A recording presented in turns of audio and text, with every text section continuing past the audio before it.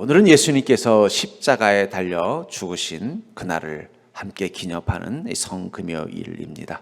주님은 오늘 오후 십자가에 달려 죽으시고 그 영혼이 저천국으로 떠나가셨다라고 성경은 이야기하고 있습니다. 그것을 마태복음 27장 50절부터 53절에 보면은 예수께서 다시 크게 소리 지르시고 영혼이 떠나시니라.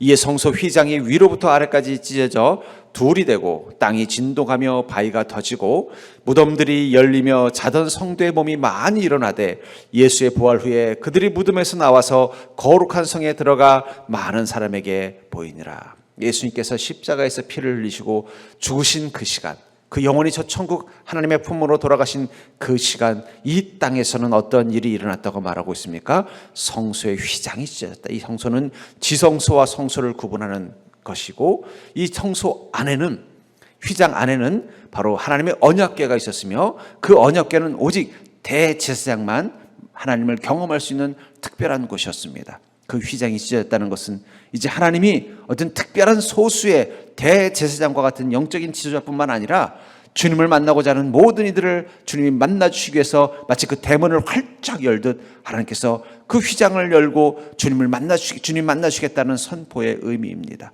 또한 동시에 그때 무덤들이 열리면서 예수님을 구주로 영접했던 성도들의 많은 몸이 살아났다라고 이야기하고 있습니다.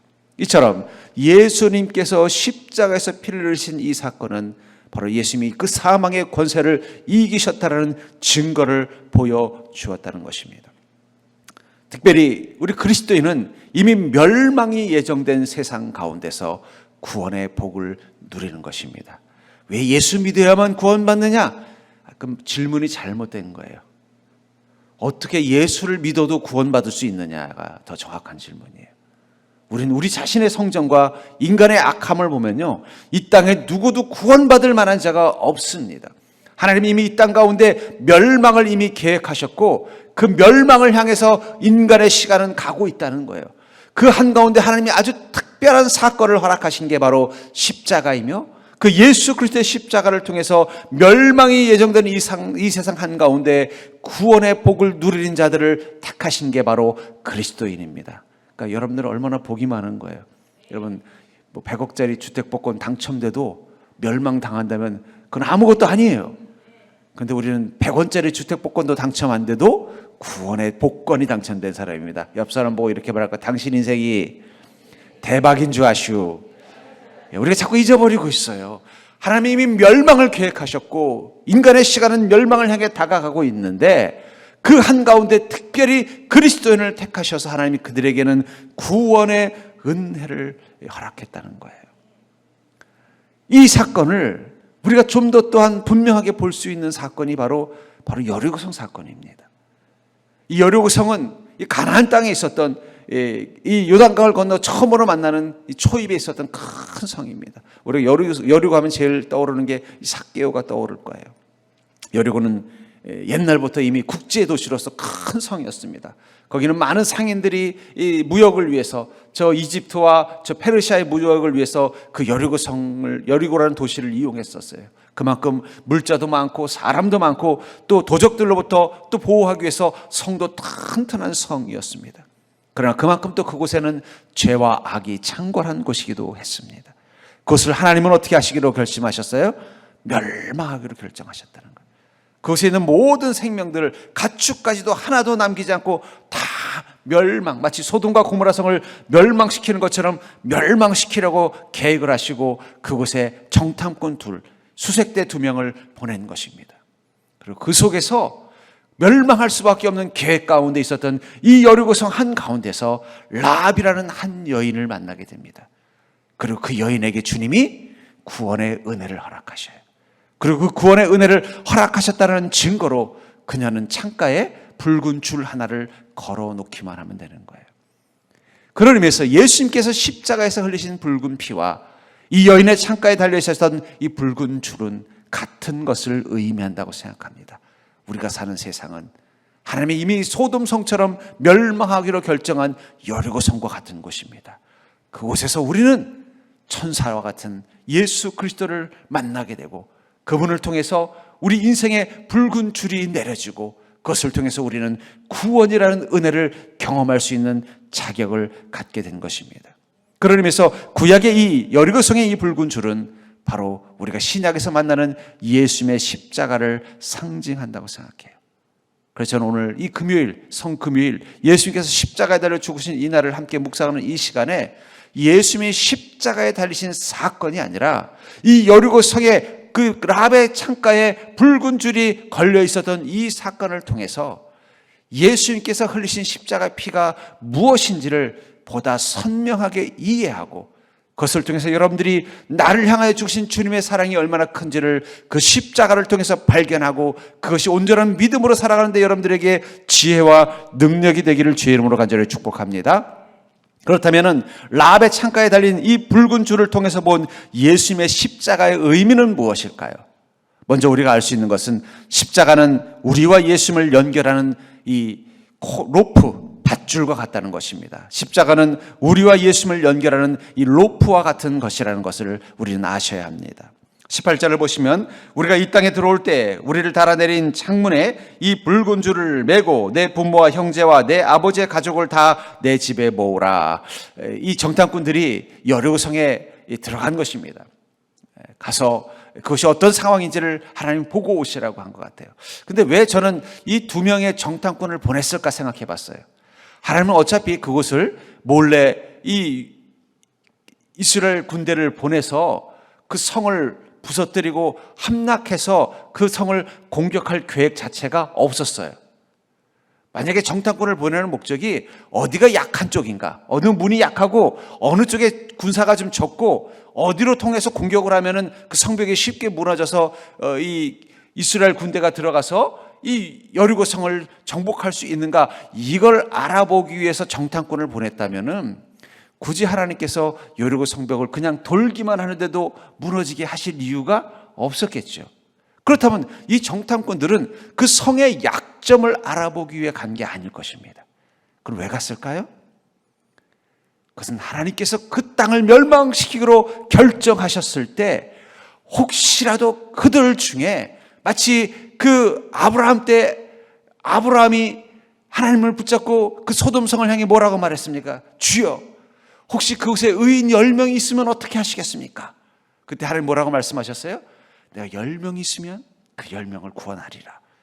그리고 주님 어떻게 하셨어요? 그 소돔성의 유일한 의인이었던 이 롯과 그의 두 딸을 구원하지 않았습니까? 하나님은 그것을 기억하시고 이 여리고 성을 멸망시키기로 결정하셨지만 그 속에 구원받아야 될 의인이 누군가를 알기 위해서 이 정탐꾼을 천사처럼 보낸 거예요. 이 정탐꾼은 어디가 여리고 성의 약점이며 군사력이 얼마나 많은지를 알기 위해 간 게 아니라는 거예요. 왜냐하면 하나님은 애초에 이 여리고 성을 이스라엘의 군대를 가지고 무너뜨릴 계획이 없었기 때문입니다. 어차피 그 여리고 성은 하나님의 그 함성으로 무너뜨릴 계획을 가지고 있었기 때문에 이 정탐꾼의 의미는 그것이 아니라는 거예요. 하나님께서 이스라엘을 통해서 이 정탐꾼을 보냈던 목적은 그들 중에 의인이 누구인지를 찾아서 그들의 생명을 구원하기 위한 목적이라는 거예요. 그리고 그 두 정탐꾼은 그 여리고 성에서 누구를 만났습니까? 라합이라는 한 여인을 만났어요. 그 여인은 비록 여리고 성에 살고 있었지만 하나님을 알고 있었으며 그 여인은 여리고 성에서 여리고 사람들의 편에 서 있었지만 그러나 그의 마음은 하나님 편에 있었던 자입니다. 그리고 그녀는 이 정탐꾼들이 바로 이스라엘 사람인 것을 깨닫고는요, 그들을 도와주면서 이렇게 말합니다. 나는 하나님이 반드시 이 성을 멸망시킬 거라는 걸 알고 있습니다. 그래, 그때 나와 내 가족을 기억해 주십시오. 그리고 그 순간 하나님께서는 이 정탐꾼들에게 성령의 감동을 주셔서 방법을 가르쳐 줍니다. 어떻게 해요? 우리가 타고 내려간 이 줄을 그 창가에다가 붉은 줄을 걸어 놓아라. 그러면 너희는 생명을 건질 것이다. 아까도 말한 것처럼 이 붉은 줄은 바로 예수 그리스도의 보혈의 피를 상징하는 것이며, 유월절에 그 각 가정마다 애굽에 있었던 모든 가정마다 처음 태어난 생명들을 다 죽이기로 결정하셨던 그 시간에 오직 그 문설주에 어린 양의 피가 발라져 있었던 그 침만은 그 절망과 그 죽음을 피해갔던 것을 상징하는 것처럼 이 라합의 여인의 창가에 있었던 이 붉은 줄은 바로 주님의 생명이 그곳에 지키고 보호하고 있다는 것을 상징하는 것입니다. 그런 의미에서 십자가는 마치 이 라합이 이 붉은 줄을 통해서 하나님의 구원과 은혜를 경험할 수 있었던 것처럼 그 십자가는 바로 우리가 예수 그리스도를 통해서 하나님의 은혜를 경험할 수 있는 유일한 방법이라는 거예요. 그렇기 때문에 예수님께서 그 십자가에서 피를 흘리실 수밖에 없었던 거예요. 마치 문설주에 피가 발라지듯이, 라합의 여인의 창가에 붉은 줄이 달리듯이 그 십자가에서 예수님이 달리셔 피를 흘리셨을 때 그 피는 그냥 피가 아니라 주님을 만나고 주님께 구원받기를 원하는 모든 생명들이 바로 주님의 구원을 경험할 수 있는 이 붉은 줄과 같은 역할을 한 것입니다. 이것을 골로새서 1장 19절부터 22절에는 예수께서는 모든 충만으로 예수 안에 거하게 하시고 그의 십자가 피로 화평을 이루사 만물 곧 땅에 있는 것들이나 하늘에 있는 것들이 그로 말미암아 자기와 화목하게 되기를 기뻐하심이라. 전에 악한 행실로 멀리 떠나 마음으로 원수가 되었던 너희를 이제는 그의 육체의 죽음으로 말미암아 화목하게 하사 너희를 거룩하고 흠없고 책망할 것이 없는 자로 그 앞에 세우고자 하셨으니, 여기 21절에 보니까 원수가 되었던 너희, 여러분 우리는 범죄함으로 말미암아 하나님과 원수가 되어 있었던 것입니다. 우리 마치 그 여리고 속에 살고 있는 이 라합과 같이 하나님의 편이 아니라 그 원수의 편의 선자로 살아왔다는 거예요. 그러나 그런 우리를 하나님 불쌍히 여기셔서 어떻게 했다고 말씀하고 있어요. 20절에 그의 십자가의 피로 화평을 이루사, 예수 그리스도께서 십자가에 달려 피를 흘리신 그 피는, 그 피가 그 마음 가운데 받아들여진 인생에게는 그것이 화평, 하나님과 이제는 원수가 아니라 하나님과 화목한 자가 될 수 있는 사인, 증거가 됐다는 거예요. 여리고성에 있던 수많은 사람들 중에 이 라합의 여인의 그 창가에 그 붉은 줄이 내려졌고 그 가정에 많은 주님의 화목, 주님의 화평이 임한 것처럼 말입니다. 그리고 또 22절에 보면은 이렇게 하신 이유를 그의 육체의 죽음으로 말미암아 화목하게 하사 너희를 거룩하고 흠없고 책망할 것이 없는 자로 그 앞에 세우고자 하셨으니, 예수님께서 그 육체의 죽음으로 우리를 화목케 하셔서 우리를 어떻게 했다고 말하고 있습니까? 너희를 거룩하고 흠없고 책망 없는 자로 그 앞에 세우고자 하셨으니, 우리가 예수님 하나님과 하나님 앞에 서려면은요 전제 조건이 있다는 거예요. 하나님 앞에 서려면 어떻게 된다는 거예요? 거룩하고 흠없고 책망할 것이 없는 자, 그 안에 하나님의 원수되게 하는 죄가 없는 자가 되어야 한다는 거예요. 그런데 우리의 힘으로는 그것이 불가능한 것입니다. 오직 예수 그리스도의 보혈의 피가 우리의 죄를 깨끗게 해주어야만 우리는 하나님 앞에 설 수 있는 거예요. 이 라합이라는 여인은 이스라엘 민족이 아닙니다. 하나님의 언약과 약속이 있었던 민족이 아니라는 거예요. 그는 가나안 여인이었어요. 그녀가 하나님 앞에 설 수 있는 방법은 없었어요. 그런데 하나님이 그녀에게 기회를 주셨어요. 어떻게 그녀에게 기회를 주셨어요? 이 두 정탐꾼, 그 두 정탐꾼을 돕고 그 두 정탐꾼을 통해서 하나님을 만날 수 있는 은혜를 경험하게 된 것입니다. 그녀는요, 만약에 그 두 정탐꾼을 만나지 않았다면 그녀는 어떻게 애를 써도 결코 하나님 앞에 설 수 없었던, 멸망받을 수밖에 없었던 인생이라는 거예요. 우리도 그런 존재입니다. 우리가 예수 그리스도의 보혈의 피를 경험하지 않는다면 우리 중 누구도 하나님 앞에 설 수 없다는 거예요. 하나님 앞에 설 수 없다는 것은 다른 말로 표현하면요, 여리고성이 무너질 때 함께 멸망했던 여리고성 사람들처럼 우리는 하나님의 심판과 멸망 가운데 끝날 수밖에 없는 인생이었을 거라는 것입니다. 그러므로 사랑하는 성도님들, 라합의 창에 붉은 줄이 걸리듯이 여러분들의 마음에 그 예수 그리스도의 십자가의 피의 흔적이 없다면 우리는 결코 하나님 앞에 설 수가 없습니다. 그렇다면 예수 그리스도의 그 십자가의 피의 흔적이라는 것은 무엇일까요? 그것은 바로 십자가는 하나님이 우리를 구원하시겠다는 약속이라는 것을 우리가 깨닫는 것입니다. 십자가는 하나님이 우리를 구원하시겠다는 약속이라는 것을 깨닫는 것이 바로 내 마음 가운데 예수 그리스도의 십자가의 피가 있는 것입니다. 여러분들 이렇게 뭐 서류나 문서를 할 때 보면 도장을 찍잖아요. 저도 우리 서정교회 담임 목사로서 이 도장을 찍을 일들이 솔솔 찾게 있어요. 근데 도장을 찍을 때 인주라는 것에다가 묻혀서 찍어요. 제가 그 인주를 묻히면서 그 생각이 들어요. 왜 하필이면 빨간색일까? 초록색도 있고 파란색도 있고 까만색도 있는데 왜 하필이면 빨간색일까? 그러다 저는 마음속에 깨달은 게 있습니다. 왜 예수님의 십자가의 피가 필요했을까? 그건 도장과 같은 거예요. 우리를 구원하시는 하나님의 약속의 도장, 예수 그리스도의 보혈의 피만이 그 하나님의 그 구원의 약속의 그 계약서 속에 유일하게 도장을 찍을 수 있는 인주와 같다는 거예요. 9절에 보면은 이런 말씀이 있습니다. 누구든지 내 집 문을 나가서 거리로 가면 그의 피가 그의 머리로 돌아갈 것이요 우리는 허물이 없으리라. 그러나 누구든지 너희와 함께 집에 있는 자에게 손을 대면 그의 피는 우리의 머리로 돌아오려니와. 그래서 이 라합이라는 여인이 우리가 당신들을 도와주었으니 당신들이 이곳에서 이 여리고에 있는 이 경찰들 군인들에게 잡혀서 어려움을 당하지 않도록 도와주었으니 당신도 나의 생명을 좀 지켜주십시오. 우리 가정의 생명을 좀 지켜주십시오 라고 요청을 합니다. 그때 이 두 정탐꾼은 성령의 감동을 받고서 이 라합에게 방법을 가르쳐줘요.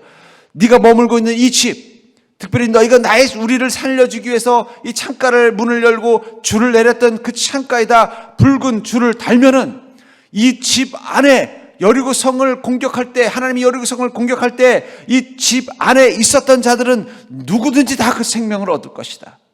그래서 라합, 너라도 그 시간에 이 집 안에 있고 이 붉은 줄이 달려있는 창가가 있는 이 집 안에 있지 않고 밖에 나가 있다면 너도 구원받지 못할 것이다. 그것을 말하기 위해서 계속해서 쓰는 단어가 뭐냐면 허물이 없다라는 단어예요. 이 규칙을 지키지 않아서 어려운 일이 생긴다면 내게는 허물이 없다. 그 말을 20절에서도 또 17절에서도 19절에서도 계속 허물이 없다라는 단어를 사용하고 있다는 거예요. 두 정탐꾼이. 왜 그랬을까요? 저는 이 허물이 없다는 단어가 강력한 맹세 표현처럼 느껴요. 마치 계약서 속에 보면은 갑은 을에게 무엇을 하면은 어떻게 할 것이요, 만약에 을이 이렇게 약속을 지키지 않으면 갑은 거기에 대해서 책임을 지지 않습니다. 그 단어처럼 느껴진다는 거예요. 허물이 없다.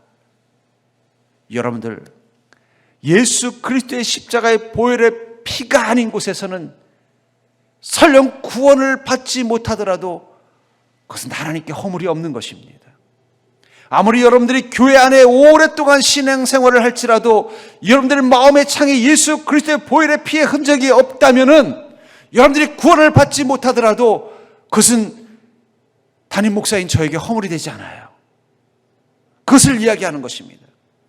아무리 우리가 라합, 너와 너의 가족을 구원해주고 싶더라도 너희들을 구원할 수 있는 유일한 방법은 바로 이 창가에 붉은 줄을 다는 것이고, 이 붉은 줄을 단 이 방 가운데 하나님의 심판이 임하는 그때 너희들이 머물지 않는다면 라합 너라도 하나님은 구원해 주시지 않을 거라는 거예요. 그렇게 된다면 그것은 우리에게 책임이 없다는 것입니다. 여러분들의 마음속에 예수 그리스도의 보혈의 피가 마음속에 있지 않다면, 아무리 여러분들이 구원받지 못했다고 해서 그것은 예수님도 하나님도 책임질 이유가 없다는 거예요. 그 말은 반대로 표현한다면 오직 어떤 인생들에게만 하나님이 구원의 약속을 책임지겠다는 뜻일까요? 그것은 오직 예수 그리스도의 보혈의 피가 우리를 구원하시겠다는 하나님의 약속인 것을 믿는 것입니다. 계약서라는 건 뭘 뜻하는 거예요? 그것을 계약한 사람의 약속이라는 걸 믿기 때문에 어떻게 합니까? 계약서를 꼭 가지고 있잖아요. 그렇죠? 저도 이사할 때마다 이 월세 계약서가 있는데 이 계약서를 볼 때마다 가끔씩 펴보면서 언제 계약 기간이 끝나나 이런 걸 봐요.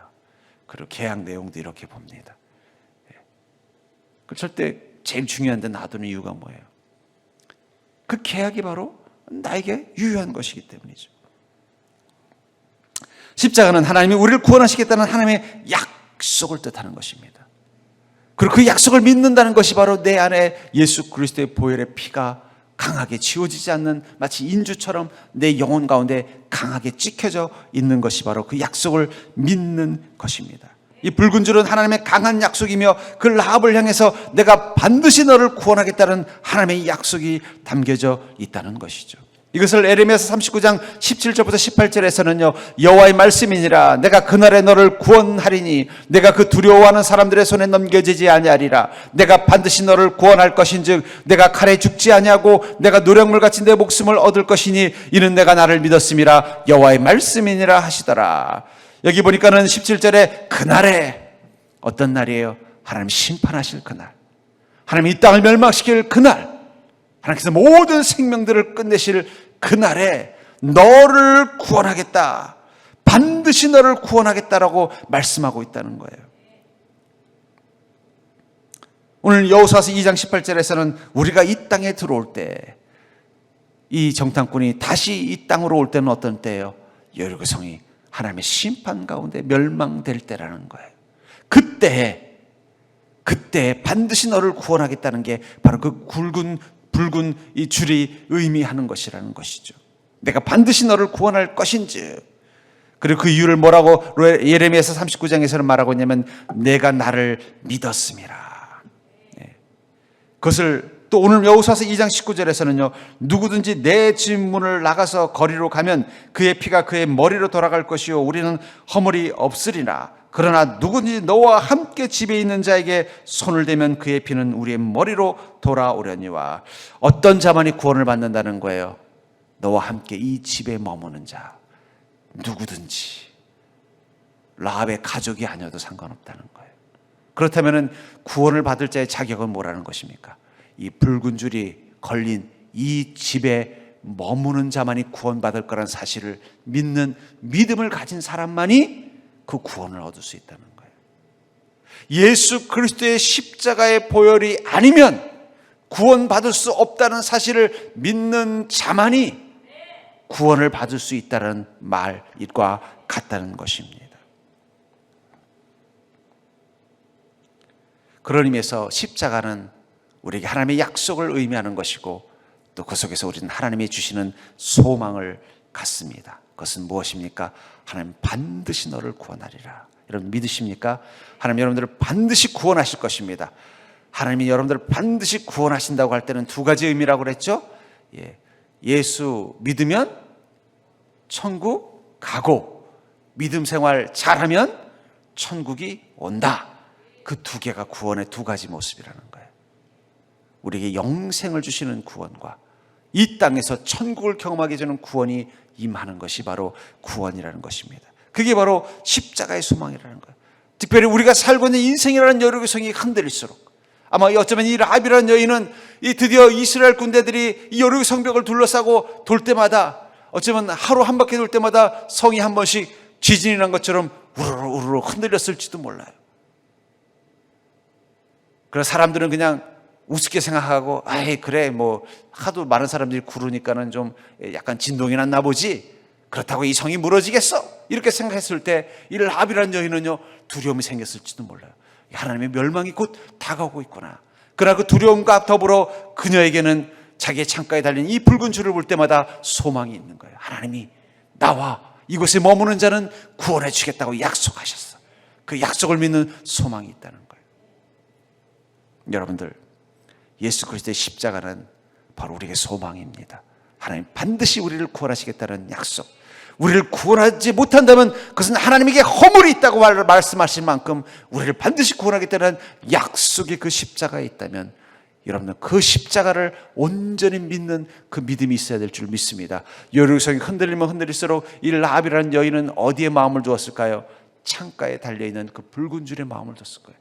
혹시라도 흔들려서 떨어질까 봐 어떻게 될까요? 더 열심히 꼭꼭 묶어가지고 떨어지지 않게 하고, 혹시 잘 보이지 않을까 봐 그 천을 더 붉게 더 넓게 만들어서 내려놓고 이것을 여리고성 바깥에 있는 이스라엘 군대 하나님이 보시기를 바라는 마음이었던 것처럼 이 땅이 점점 멸망의 징조가 보일수록, 심판의 징조가 보일수록 우리에게 더 중요한 것은 내 안에 예수 그리스도의 십자가의 보혈의 피를 믿는 믿음을 더 선명하고 분명하게 갖는 것입니다. 세상이 요동칠수록, 세상이 어두워질수록, 세상의 멸망의 징조가 보일수록 우리는 더욱더 예수 그리스도의 십자가가 우리의 유일한 구원의 소망인 것을 믿는 믿음을 가지고 나가야 할 것입니다. 오늘 예수님께서 십자가에 달려 죽으신 이날, 여러분들 그 소망이 다시 한번 여러분들 심령 가운데 선명해지기를 주의 이름으로 축복합니다. 마지막으로 십자가 구원을 믿는 믿음이 그렇기 때문에 우리를 구원하시는 구원의 능력이라는 사실을 기억하십시오. 십자가 구원을 믿는 믿음이 바로 구원의 능력이라는 사실을 여러분들이 기억하는 자가 되기를 주의 이름으로 축복합니다. 21절에 라합이 이르되 너의 말대로 할 것이라 하고 그들을 보내어 가게 하고 붉은 줄을 창문에 매니라. 그래 너의 말대로 하겠다 하고서는 바로 어떻게 했다고 말하고 있어요? 붉은 줄을 창문에 매달았다. 망설임도 없이 붉은 줄을 창문에 매달았다는 거예요. 한 백부장이 자기가 사랑하는 하인이 죽게 생겼을 때 예수님에게 다가옵니다. 그런 주님께 이렇게 말해요. 주여, 내가 사랑하는 이 하인이 죽게 생겼나이다. 주님, 우리 하인을 살려주소서. 그때 예수님이 그 백부장을 기특하게 여기서 그래, 너희 집으로 가자. 내가 그 하인을 낫게 해주겠다. 그때 백부장이 이렇게 말하죠. 아이고 주인님, 그러지 마십시오. 감히 저는 이방인인데 괜히 주님이 저희 집에 오면은 아유 예수님이 유대인이면서 이방인 집에 갔다고 또 예수님을 흠잡을 사람이 있습니다. 그러니 말씀만 하십시오. 그럼 저의 종이 나을 줄 믿습니다. 그 순간 예수님께서 내 믿음이 크도다, 너의 종이 나으리라 하는 즉시로 나았다라고 말하고 있다는 거예요. 혈루증 앓는 여인이 예수님을 만나고 싶어서 간절한 마음 가지고 예수님을 만나려고 했는데 너무나 많은 사람들이 예수님을 둘러싸고 있어서 주님 앞에 무릎 꿇고 자기 병을 낫게 해달라고 말할 수 있는 기회를 받지 못했어요. 근데 그녀의 마음 가운데 놀랍게도 믿음이 하나 생겼어요. 내가 비록 주님 앞에 나가서 그분 앞에 무릎 꿇고 주님, 제가 12해 동안 혈루증 앓느라고 제 인생이 너무너무 엉망이 됐고 내 인생이 지옥이 됐고 고통뿐입니다. 주님, 내 병 좀 낫게 해주십시오. 제 머리에 손을 얹어주시는지 제 몸에 진흙을 얹어주시는지 어떤 방법이든 좋습니다. 제 병을 좀 낫게 해주십시오라고 말하고 싶지만 그럴 기회를 가질 수 없었다는 거예요. 그런 그녀의 마음 가운데 한 가지 지혜, 한 가지 믿음의 확신이 생겼어요. 그분의 옷자락만 만져도 낫겠다는 믿음의 확신이 생겼고 그 믿음을 가지고 예수님의 옷자락을 만지는 순간 그 즉시 그의 병이 나았다고 말하고 있다는 것입니다. 여러분들,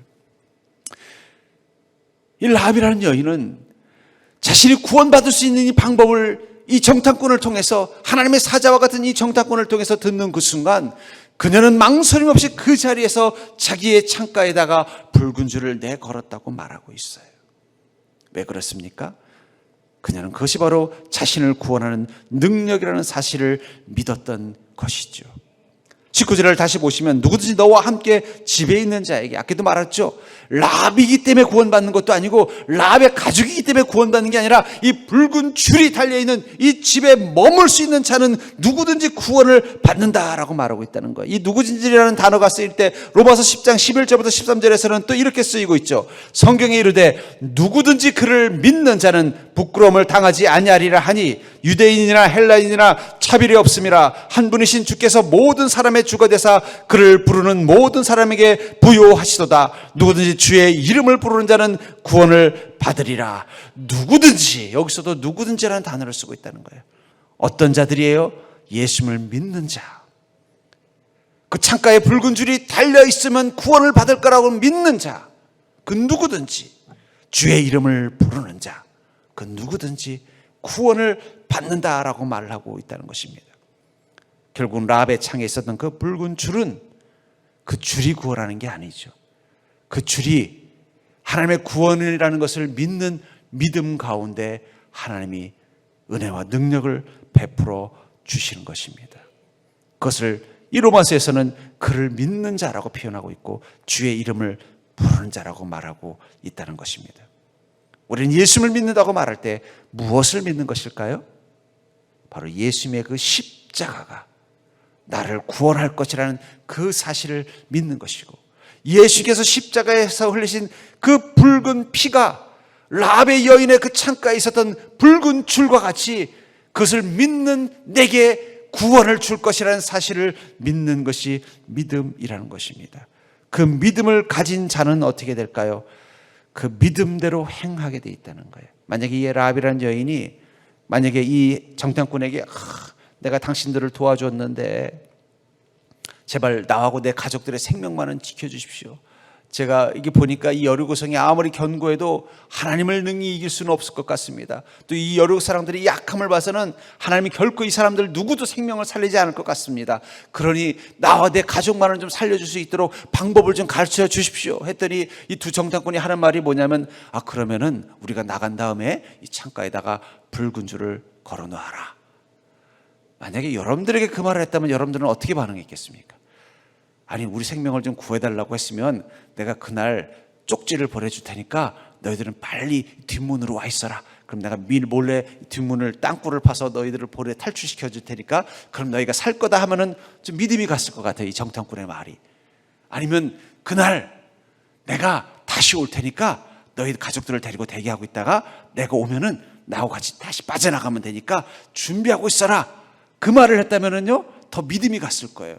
근데 이 정탐꾼은 뭐라고 말하는 거예요? 그냥 거기다 줄만 달아놓으면 된다는 거예요. 여러분들 같으면 그게 어떻게 들리겠어요? 대충 말하는 거 아니야?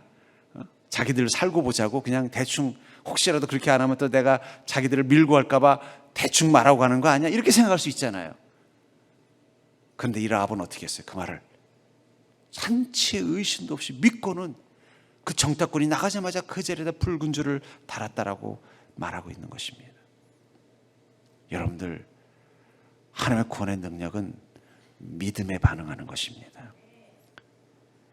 왜 우리는 이 땅 가운데서 주님을 만났음에도 불구하고, 왜 우리는 이 땅 가운데 그리스도인으로서 마치 이 정탐꾼을 만난 이 라합처럼 하나님을, 예수님을 만날 수 있는 기회를 가지고 있었음에도 불구하고 우리는 주님의 그 구원의 능력을 우리의 삶 가운데서 경험하지 못하고 있을까요? 그것은 우리가 믿음이라는 게 무엇인지에 대해서 다시 한번 생각할 필요가 있는 것 같습니다. 아까 읽었던 로마서 그 10장 11절부터 13절에 보면 그를 믿는 자 그리고 주의 이름을 부르는 자, 이 주님을 믿는 것은 주님의 이름을 부르는 것과 같다라고 표현하고 있다는 거예요. 또 마태복음 21장 22절에서는요 너희가 기도할 때 무엇이든지 믿고 구하는 것은 다 받으리라 하시니라. 여기 보면 믿고, 여러분 우리가 대부분 믿는다라고만 생각하지 믿고까지 가지 않는다는 거예요. 이 고라는 건 뭐예요? 믿었으니 그 다음에 무엇을 행하는 거죠. 우린 믿는다고 말해. 믿습니다. 마치 어쩌면 이 라합이라는 여인에게 이 정탐꾼이 우리가 간 다음에 여기다 붉은 줄을 달라놓으면은 당신은 살 거요. 이 말을 하고 나를 그냥 믿지 못하고 그냥 뭐 방법이 없나 보다, 그냥 둘러대나 보다, 그 생각을 했다면은요 그녀는 바로 붉은 줄을 달지 않았을 거예요. 근데 그녀는 어떻게 해요? 믿고 그 다음에 어떻게 하는 것입니까? 붉은 줄을 걸었다는 거예요. 믿음은 믿음으로 끝나지 않아요. 믿고로 가야 돼요. 믿음이라는 건 뭐예요? 그냥 내가 생각 속에, 내 감정 속에, 내 마음 속에 그냥 그래 하고 끝나는 게 믿음이에요. 만약에 이 혈루증 앓는 여인이 자기 마음속에 성령님의 역사심이 나타나고 감동이 와서 예수님의 옷자락을 붙잡으면은 내 병이 나을 거라는 믿음이 생겼어요. 근데 그게 말이 돼? 저기 보니까 나불고도 다른 사람들이 예수님 옷자락 많이 붙잡고 있는데 그 사람은 여전히 병 낫게 해달라고 막 예수님에게 못 살게 구르는데 내가 그 옷자락 만진다고 낫겠어? 했으면 그녀에게는 아무 일도 일어나지 않았을 거예요. 근데 그녀는 믿고 어떻게 했습니까? 붙잡았다는 거예요. 믿음은 그 다음에 고가 들어가야 돼요. 영어로 고가 GO입니다. 고. 어떤 일을 행할 때 고 하잖아요. 그러니까 믿고가 돼야 돼. 우리 옆 사람 보고 이렇게 당신은 믿음입니까? 믿고입니까? 믿음은 마음으로만 믿는 게 믿음이고 믿고는요 믿은 대로 행하고 사는 게 믿고예요. 이 라합이라는 여인이 구원의 능력을 경험할 수 있었던 것은 그녀는 믿음으로 멈춘 게 아니라 믿었기 때문에 행한 거예요. 무엇을 행한 거예요? 창문에 붉은 줄을 단 것입니다. 달았을 뿐만 아니라 하나님의 군대들이 여리고성을 둘러쌌을 때 자기가 사랑하는 가족들을 다 불러 모아서 절대 이 방에서 나가지 말라고, 아마 라면도 한 2박스 쌓아놨겠죠. 얼마나 걸릴지 예측을 모르는 타니까 절대 한 발자국도 안 나갔을 거예요. 언제 하나님의 심판이 올지 모르니까. 그게 믿고라는 거예요. 우리가 정말 주님의 구원의 능력을 경험하려면요 우린 믿음으로 끝나면 안 돼. 내 마음속에 그래 나 믿고 있어, 그래 나 믿어, 나 그래 성경에서 그렇게 말하고 있어, 그래 알아, 이게 아니라 그렇다면 내가 그 믿음에 어떻게 행동해야 될까가 본능적으로 나와야 그게 믿음이에요. 진짜 믿음. 믿고 누가복음 5장 5절에 보면은 베드로가 예수님께 이렇게 말하죠. 시몬이 대답하여 이르되 선생님, 우리들이 밤이 새도록 수고하였을 때 잡은 것이 없지만은 그는 어부이고 갈릴리 바다를 누구보다 잘 아는 어부였습니다. 그리고 방금 전에도 그 바닷가에서 그 호수에서 열심히 그물을 던졌지만 그날따라 고기가 한 마리도 안 잡히는 시간이었다는 거예요. 그리고 돌아왔는데 주님은 어부도 아니고 목수 출신이 뭐라고 말해요? 깊은 곳에 그물을 던져라. 제가 이렇게 가끔 보면은요, 저는 목회자잖아요. 신학을 전공했고 가끔 보면 우리 교회는 아닌데 저래 좀 똑똑한 사람들이 다니는 교회 가면요, 어떤 집사들은 저한테 와서 막 이 신학을 막 강의를 하려고 그래. 제가 그렇군요 하면 속으로 뭐 생각하냐면 아이고 한계하는 사람이 더 다 아는 것처럼 그게 다가 아닌데 그 자기가 어떤 책을 읽고 안 하면 막 이게 막 진리라고 막 열변을 토하는데 그다 제가 그렇다고 해서 뭐 그 집사님 그거 아닙니다 이러면서 이것도 있고 저것도 이렇게 하면 또 괜히 기분 나빠할까 봐 이거 그렇죠 하지만 제가 속으로 어떻게 될까요? 콧방귀 껴요 그냥. 아이고 저분 아직 멀었네. 전공자도 아니고 신학에 더 깊이가 있는데 어디서 책 몇 권 읽고는 마치 그게 자기가 뭐 한 건 신학을 다 아는 것처럼 막 그걸 얘기할 때 보면 제가 그냥 뭐라고 또 맞장 붙이기도 그렇고 하니까 그냥 아이고 우리 집사님 참 성경을 많이 읽으시네 하면서 그냥 해주고 대충 끝내버려요. 베드로도 그런 마음일 수 있었다는 거예요. 아이고 무슨 목수가 무슨 깊은 곳에 그물을 던지라고 해. 내가 방금 전까지 내 어부인 내가 가가지고 그물 다 던져봤는데 한 마리도 못 잡았는데 근데 베드로는 뭐라고 말하고 있습니까? 주님의 말씀을 묵상하면서 그의 마음 가운데 믿음이 생긴 거예요. 그렇구나. 저분은 하나님이시구나. 저분을 통해서만 구원의 능력이 나타나는구나. 그 믿음이 생겼기 때문에 그 다음에 이렇게 말하죠. 말씀에 의지하여 내가 그물을 내리리이다. 그게 바로 믿고예요. 고. 믿음에는 고가 들어가야 돼. 지오. 믿었으면 고 하셔야지. 그냥 믿음으로 끝나니까 어떻게 돼요? 아무 일도 일어나지 않는 거예요.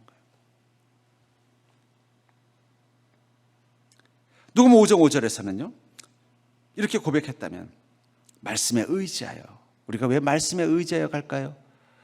그것은 믿기 때문입니다. 누구를요? 그 말씀의 주인을 믿기 때문이에요. 그 말씀의 주인은 누구십니까? 하나님이시잖아요. 하나님이 말씀하셨다면 그것이 진리이고, 하나님이 말씀하셨다면 그 일은 반드시 이루어질 것이며, 하나님이 약속하셨다면 그것은 반드시 내 삶 가운데 일어날 거라는 것을 믿고 난 것처럼 사는 것. 그러니까 하나님께서 가장 긴장하는 그리스도인이 어떤 그리스도인이에요? 이 베드로 같은 그리스도인. 말씀에 의지하여 그물을 던지겠다고 하는데 예수님께서 고기 안 잡게 하시면 어떻게 되겠어요? 아마 예수님도 아마 빨리 기도하셨을 때 하나님, 저 베드로가 내 옆에서 한 시간 내 말을 듣더니 어떻게 저런 귀한 말을 하네요. 어떡하죠? 저러다 고기 안 잡히면 이게 저는 이 면이 안 섭니다. 하나님 아시죠? 그랬더니 하나님 어떻게 하신 거예요? 그물이 찢어질 만큼 고기를 주셨다는 거예요. 하나님의 은혜의 능력은요, 내 믿음의 믿고와 비례하는 것입니다. 이 라반에게 은혜가 임했던 것은 그녀가 그 믿고 지체 없이 그 붉은 줄을 내리는 그 믿음의 반응 가운데 하나님이 역사하신 거예요.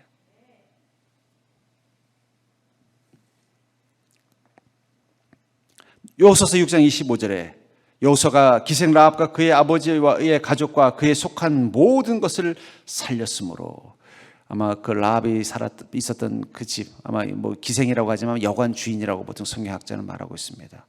여관에 아마 사람들이 꽉꽉 찼는데 그날 그 집 여관 안에 있었던 사람들은요, 여행객들은 다 내보냈을 거예요. 아마 기생 라합이, 여관 주인 라합이 그랬을 거예요.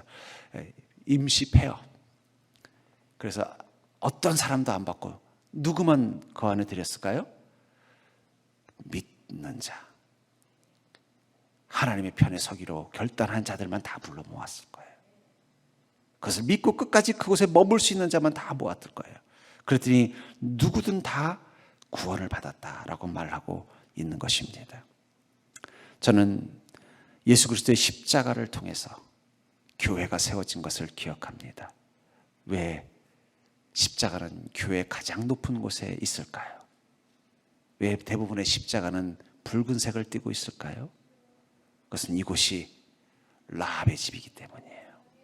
그 십자가는 라합의 창가에 붉은 줄이 되어서 이곳에 모여서 주님이 구원해 주실 그날을 소망하며 주님이 반드시 구원하실 거라는 그 믿음을 가진 이들을 하나님이 반드시 살리시기 위해서 만든 곳이 교회예요. 전 그런 의미에서 교회는 라합의 집과 같은 곳이 되어야 된다고 생각합니다. 그리고 그리스도인들은 이 라합과 같은 믿음을 가진 자들이 되어야 한다는 거예요.